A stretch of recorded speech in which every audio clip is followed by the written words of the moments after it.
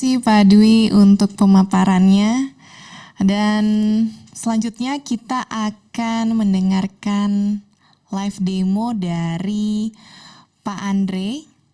Mungkin Bapak Ibu di sini yang yang sedang menonton, mungkin bisa langsung masuk ke websitenya. Websitenya saya akan sebutkan, yaitu kalbe-rksa.com. Jadi mungkin nanti ketika Pak Andre sesi demo submission proposalnya, nanti Pak Andre nanti mungkin Bapak Ibu semua bisa langsung ikut untuk regis dan apply submission pra-proposalnya. Oke, kalau gitu silahkan Pak Andre. Ya, terima kasih Bu Angga.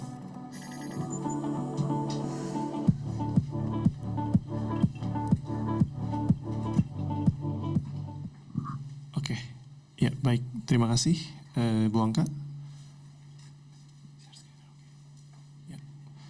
Bapak Ibu sudah bisa melihat screen saya? Oke, ya. Tadi seperti yang disampaikan, Bapak Ibu bisa mengakses website resmi Kalbe RKSA di https://kalbe-rksa.com. Nah, di sini Bapak Ibu bisa melihat informasi terkait RKSA 2025. Mungkin saya cepat aja untuk melihat. Ada informasi terkait deadline-nya, ada countdown, kita akan tutup di 14 Agustus.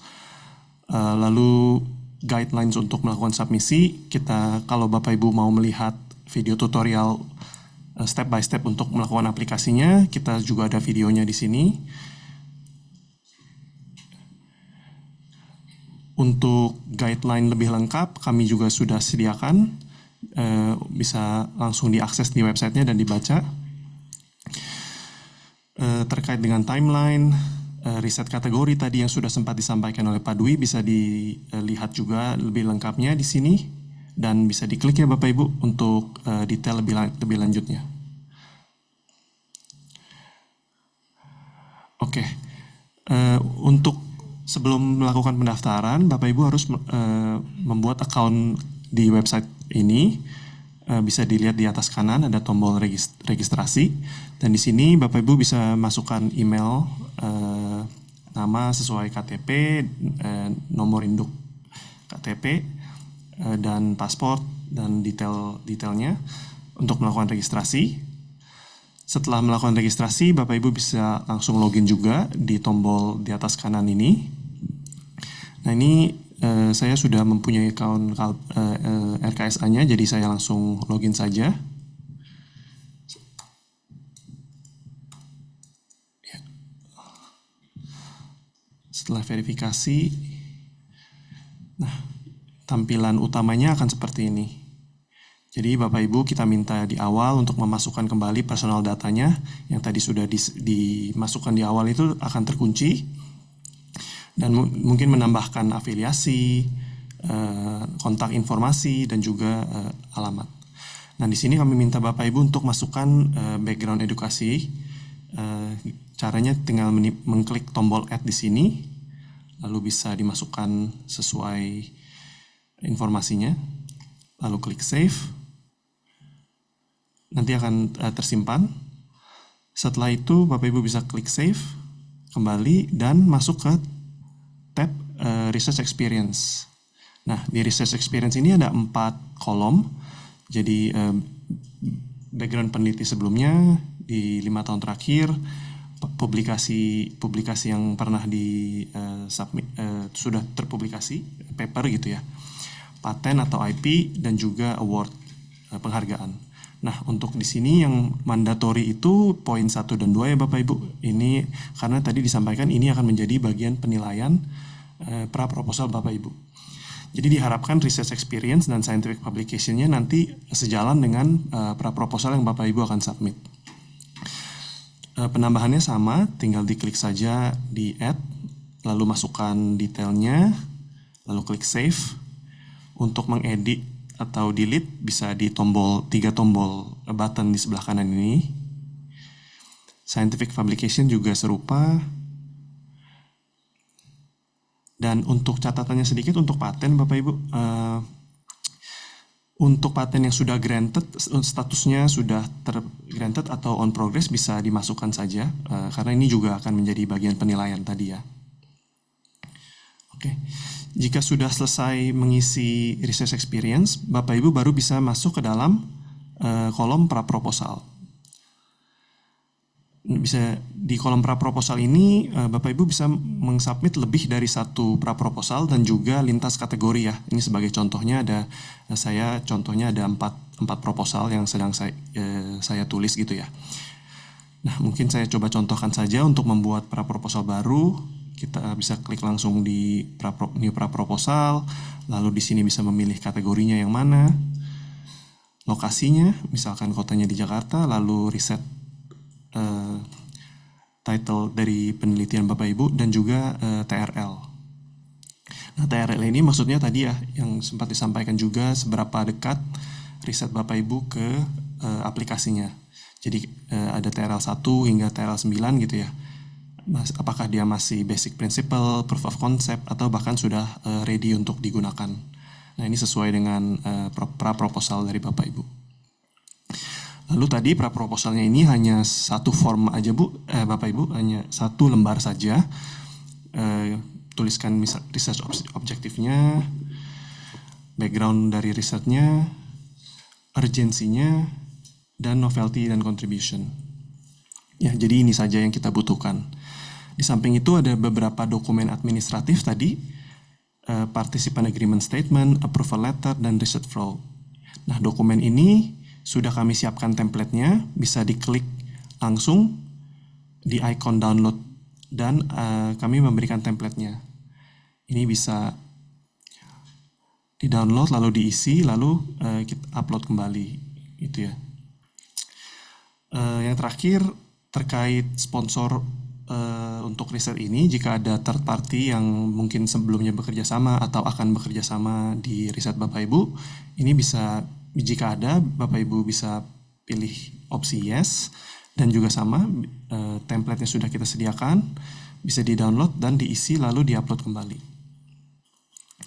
Oke, sebagai gambaran saya ambil contoh pra-proposal yang sudah saya buat dan dalam tahapan drafting ya. Ini jadi belum disubmit ya Bapak Ibu. Nah, setelah semua sudah terisi dan dokumen sudah lengkap, kita bisa klik save dan submit. Nah, dari tahapan draft, Bapak Ibu nanti akan masuk ke dalam tahapan self-assessment pra-proposal. Nah, tadi di kolom ini akan ada kriteria untuk apa yang dinilai tadi sesuai dengan kriteria penilaian pra-proposal dan ada informasinya. Jika Bapak Ibu ke hover mouse-nya ke icon i ini, nanti ada informasi terkait poin-poinnya. Misalkan ini poinnya 3 itu untuk TKT lebih dari 5, poin 9 itu untuk TKT 9 gitu ya. Nanti Bapak Ibu diminta untuk menilai pra-proposal Bapak Ibu sendiri, diberikan skor dan juga dimasukkan alasannya mengapa menurut Bapak Ibu skornya ini 7 dari pra-proposal Bapak Ibu. Lalu poin selanjutnya seperti yang tadi disampaikan, ini ya semua ada penjelasannya ya Bapak Ibu. Jadi diberikan skornya saja, lalu berikan alasannya kenapa.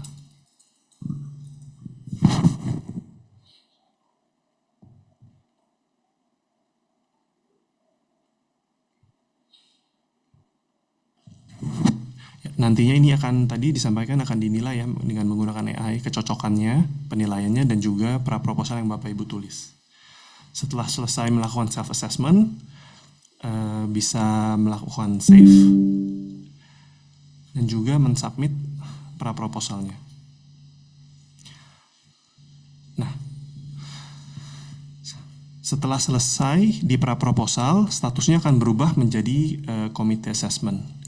Di sini proposal Bapak Ibu akan dicek dulu kelengkapan administratifnya, baru nanti akan dilanjutkan ke tim penjurian untuk penjurian, dilakukan penilaian.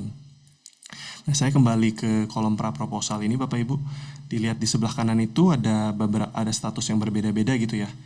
ada yang masih tahapan self-assessment, ada yang sudah committee assessment, ada juga yang judge assessment. Nah ini mungkin ada sedikit perbedaan ya.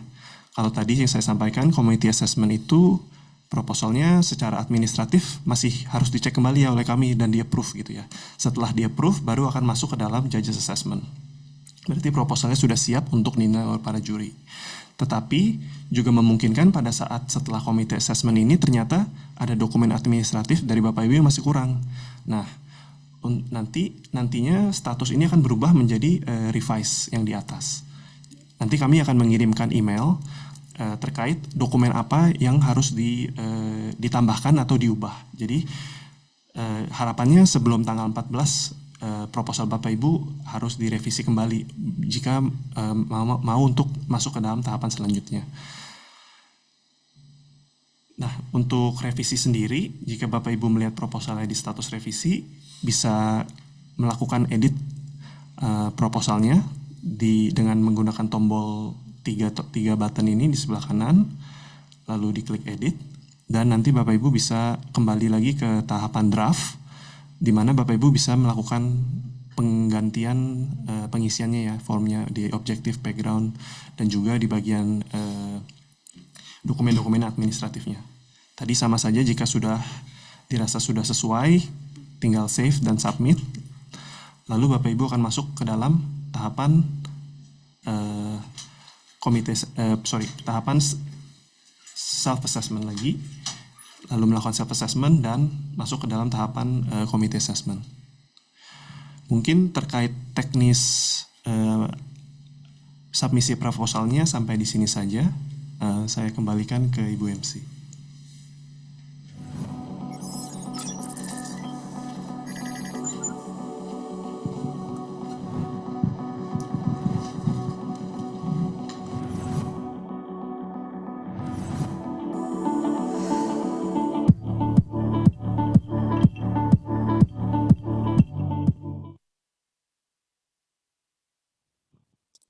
Oke, terima kasih Pak Andre untuk penjelasannya. Jadi Bapak Ibu, jika masih ada pertanyaan, silahkan hubungi tim kami melalui WhatsApp atau email yang informasinya ada di website RKSA, yaitu kalbe-rksa.com.